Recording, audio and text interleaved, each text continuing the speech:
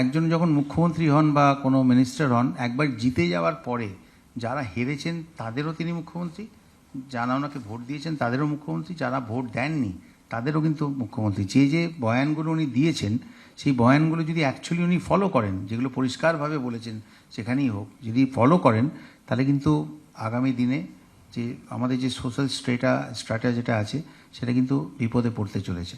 কারণ বিভিন্ন জায়গায় কিন্তু মানুষের মধ্যে ক্ষোভ তৈরি হচ্ছে। একটা এই যে অ্যাবেটর্নে যেটা তুমি বললে, মানে সরকারি কসাইখানা যেটা বললে, এইসব জিনিসগুলো কিন্তু আলটিমেটলি একটা বিরাট বড় একটা এফেক্ট, কিন্তু একটা ডমিনোস এফেক্ট হিসেবে সোসাইটিতে কিন্তু পড়বে। সেটা কিন্তু সরকারকে কি বলবো আর দেখুন আরেকটা জিনিস হচ্ছে যে এই যেটা দাদা বললেন যে ইসিআই স্পন্সার্ড বিজেপি সরকার, এটা মানে আক্ষরিক অর্থে এরকম সত্যি হতে পারে, এটা মানে জাস্ট ভাবা যায় না।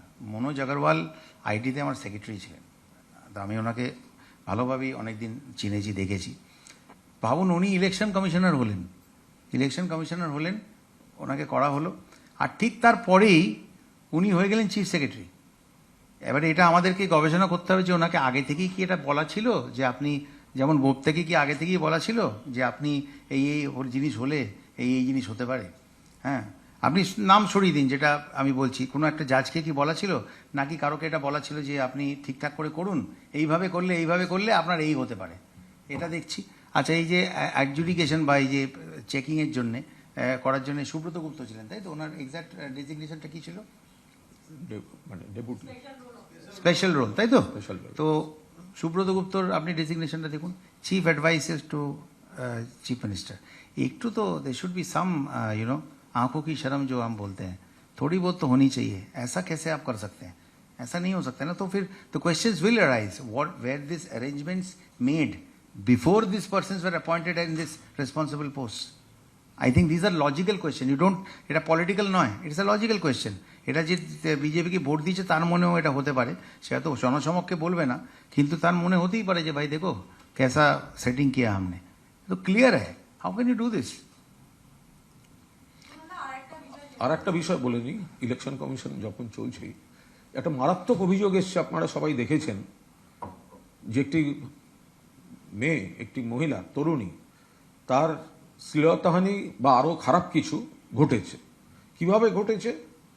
তিনি একটি লিফট চেয়েছিলেন একটি গাড়িতে, দুজন তাকে লিফট দেওয়ার নাম করে তুলেছিল, তারপরে কোনো একটা কিছু খাবার অফার করে, তারপর তিনি অচৈতন্য হয়ে যান এবং সেখানে তার শ্লীলতাহানি এবং আনুষঙ্গিক আরও এগুলি করা হয় এবং সেগুলি ছবি তুলে রেখে তারপর তাকে হ্যারাস করা হয় ইত্যাদি ইত্যাদি। সেটা এখন জানাজানি হয়েছে, সামনে এসছে। এপ্রিল মাসের ঘটনা। তাহলে কোন সময় হয়েছে? যখন রাজ্য ইলেকশন কমিশনের আওতায় ছিল।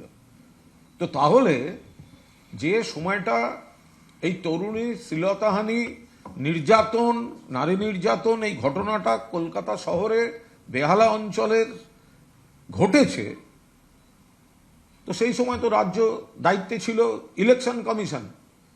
তাহলে কথায় কথায় যারা অন্য ব্যাখ্যা করেন, সেই ব্যাখ্যাগুলো বন্ধ করুন।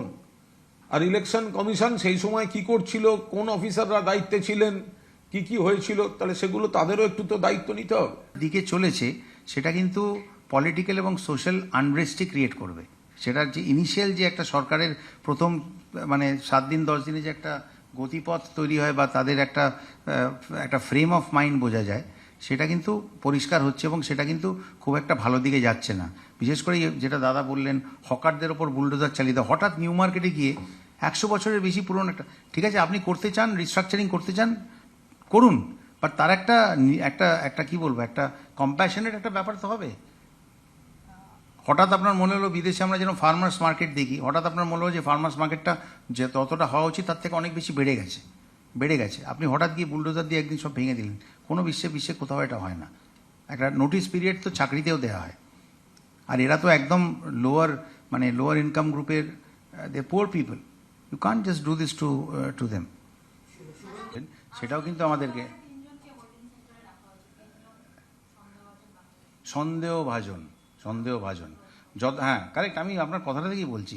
সন্দেহভাজন হলে তাকে তো একটা রুলিং পেতে হবে না, যে সন্দেহভাজন বলে আপনি ডিটেনশন ক্যাম্পে ঢুকিয়ে দিলেন, যেটা উনি প্রসেসটার কথা বললেন, একটা পার্টিকুলার প্রসেস ফলো করতে হবে। যারা তিনজনকে ঢোকানো হয়েছে তাদের মাইনরিটি থেকে?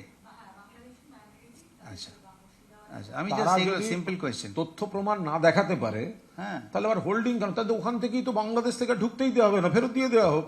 আর যদি ঢুকে যায় তাহলে কোর্টে প্রডিউস করুক, তার রেকর্ড থাক, কোর্ট জেলে পাঠাবে, জেল পুশব্যাকের অফিসিয়াল রেকর্ড দিয়ে বাংলাদেশে পাঠিয়ে দেবে, হয়ে গেল। বিএসএফ এর এই 50 কিলোমিটার তো আগে ছিল না। সিপিএম এর আঙুলে কত উদ্বাস্তু ঢুকেছিল, গঙ্গার ধারে সমস্ত হাটপেন্ট তৈরি হয়েছিল, আমি নিজের চোখে ব্যান্ডেলে দেখেছি, রাতারাতি সব তৈরি হয়েছিল। তা সেখানে আপনি যাদের ধরছেন তার পেছনে একটা লিগ্যাল প্রসেস আছে। আর দেখুন, এই ভিন্ডিকটিভ পলিটিক্স তো হচ্ছে আমাদের মানে কতটা নিচু লেভেলে হচ্ছে। সল্টলেক স্টেডিয়ামের সামনে যে একটা সুন্দর ছিল, একটা ফুটবলের যেরকম মাস্কুলার পা হয় সেরকম একটা দেয়া আছে, তার উপর থেকে আপনি বিশ্ব বাংলাটা সরিয়ে দিতে চান, আপনার প্রতিহিংসা আছে বিশ্ব বাংলার উপরে, আপনি ওটা সরিয়ে দিতে চান। আরে ওটা সরিয়ে দিন, দিয়ে একটা ফুটবল রাখুন না, একটা গোল ফুটবল রাখুন। ফুটবলের নানা রকম সুন্দর সুন্দর ডিজাইনের ফুটবল আছে, একটা রাখুন। আপনি পুরো স্ট্রাকচারটাকেই ভেঙে দিলেন। এটা কি?